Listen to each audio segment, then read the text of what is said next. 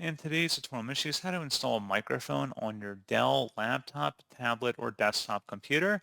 So this should hopefully be a pretty straightforward process here, guys. And without further ado, let's go ahead and jump straight into it.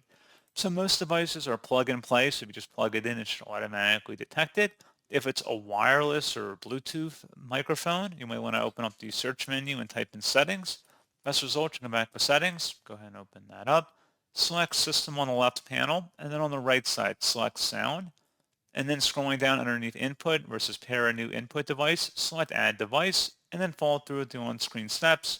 If you're still having a problem, you can attempt to reach out to the manufacturer or see if there's any installation media that accompanies your microphone. And you may want to procure that and then install it on your device, and that should hopefully be about it. So, as always, thank you guys for watching this brief tutorial. I do hope I was able to help you out, and I do look forward to catching you all in the next tutorial. Goodbye.